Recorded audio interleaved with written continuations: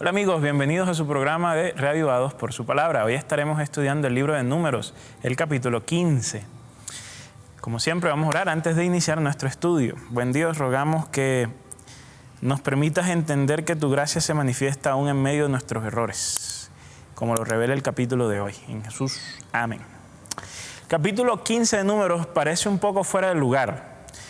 Porque si hemos visto en los capítulos anteriores, que si no los han visto lo pueden ir a chequear en el canal, los videos anteriores nos dejan en un tono un poco gris, un poco triste.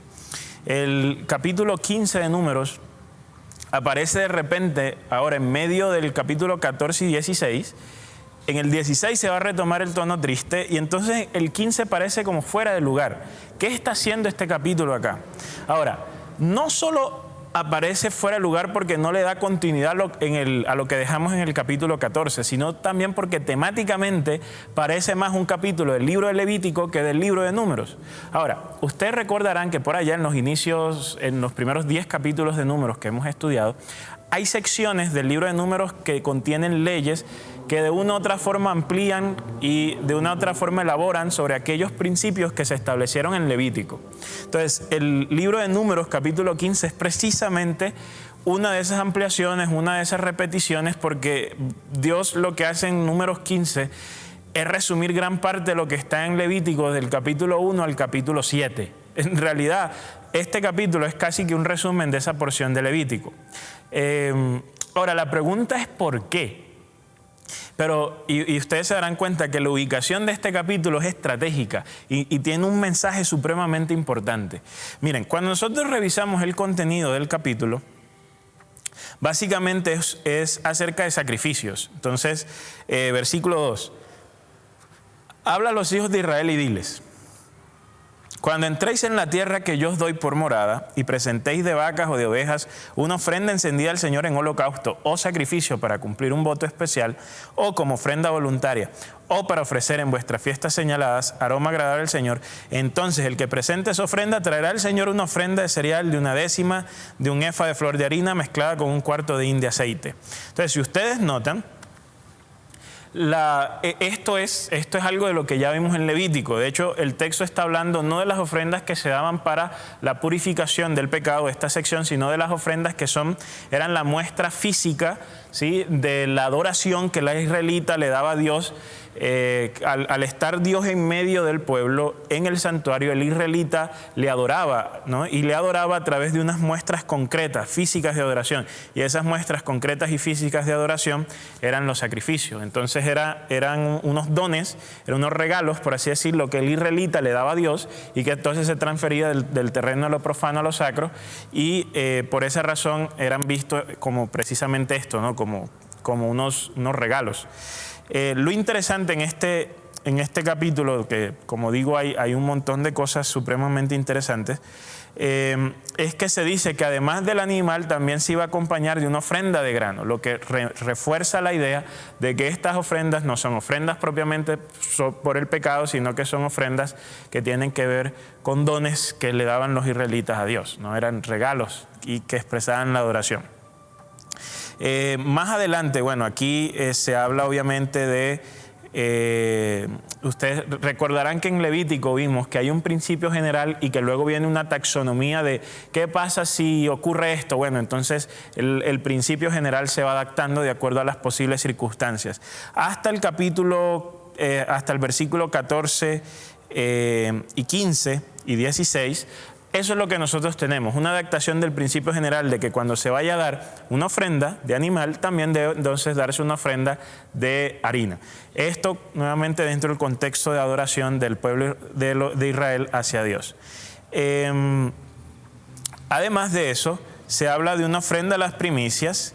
Luego, del versículo 22 en adelante, se habla ahora sí del propio sacrificio, ¿sí?, por el pecado que se hace, se habla de la ofrenda por el pecado que que la persona no sabe que es pecado y que no lo está haciendo intencionalmente con una actitud de rebeldía. Eso es importante.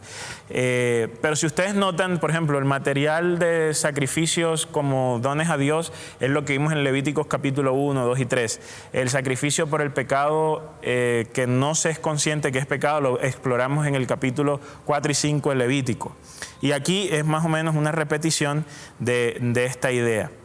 ¿Por qué esto es importante? ¿Por qué el capítulo 15 es importante? Porque recordarán que en el capítulo 14 la idea que quedó en la narrativa es que Dios había roto su relación con el pueblo de Israel en cierta forma. Si bien Dios había perdonado al pueblo de Israel rebelde, le había dicho que ellos no iban a entrar en la tierra prometida. Entonces son sus hijos los que van a entrar en la tierra prometida junto con Caleb y Josué de la antigua generación.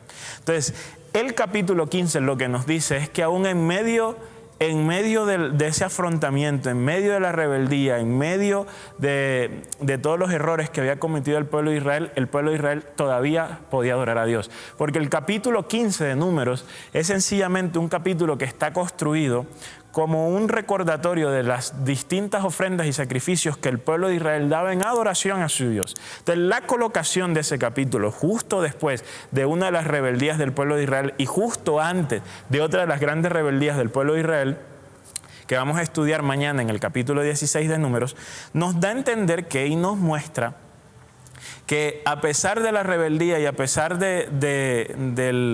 del plan fallido, en cierta forma, del pueblo de Israel, ellos todavía podían acercarse a Dios, ellos todavía podían adorar a Dios.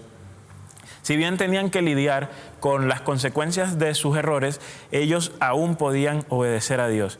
Porque es muy interesante, a veces creemos que la obediencia a Dios y que la adoración a Dios son para alterar o es para que Él nos perdone o es para forzar la mano de Dios a cambiar una situación que de una u otra forma Él ha decidido.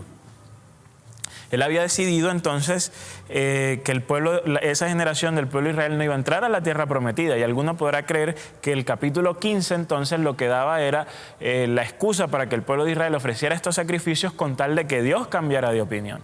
Pero estos sacrificios no nos muestran de que Dios iba a cambiar de opinión respecto al pueblo de Israel, sino que nos muestran que aún en medio del fracaso espiritual se puede seguir adorando a Dios, que aún en medio de la desobediencia a los principios de Dios, aún se puede seguir adorando a Dios, porque el capítulo 15, la colocación allí es lo que nos demuestra. A veces, y de hecho la reacción natural cuando nosotros cometemos un pecado es alejarnos de Dios porque decimos, no, yo soy indigno, y si estoy haciendo esto, ¿para qué lo voy a buscar? Si yo estoy tomando, entonces ¿para qué lo voy a buscar? Si yo estoy fumando, ¿para qué lo voy a buscar? Si yo estoy haciendo esto, ¿para qué lo voy a buscar? Y entonces la reacción es, si yo estoy haciendo lo malo, ¿para qué voy a buscar a Dios? Y lo interesante del capítulo 15 del libro de Números es que se coloca justo después de que Israel está haciendo lo malo, que era estar en rebeldía contra Dios. Entonces, la colocación es Dios recordándole, la colocación del capítulo nos muestra que es Dios recordándole al pueblo de Israel y diciéndoles una vez más que a pesar de ellos se pueden acercar a Dios, porque Dios es un Dios que puede ser hallado cuando las personas lo buscan. Y entonces nos acercamos a Dios no porque esto vaya a cambiar la mano de Dios, sino porque es bueno acercarse a Dios. Y entonces en esa línea, si es bueno acercarse a Dios porque sí, si no es porque nos acercamos a Dios porque queremos algo, porque estamos buscando una recompensa, sino porque es en sí mismo algo bueno, entonces no importa si yo estoy mal o bien, no importa si yo estoy haciendo las cosas mal o bien, lo importante es que estés cerca de Dios. Porque si estás haciendo las cosas bien y estás cerca de Dios, entonces vas a encontrar deleite y gozo. Pero si estás haciendo las cosas mal y lo que haces es alejarte de Dios, te estás alejando de la única fuente que te puede ayudar a hacer las cosas bien, y te estás alejando de la fuente del que te puede dar perdón, y te estás alejando de la fuente del que te puede sanar, y te estás alejando de la persona que te está diciendo ven, sin importar cómo estés. Porque a pesar de que Dios quería destruir al pueblo de Israel, los termina perdonando y sigue siendo su pueblo, y los sigue invitando a estar en comunión con Él.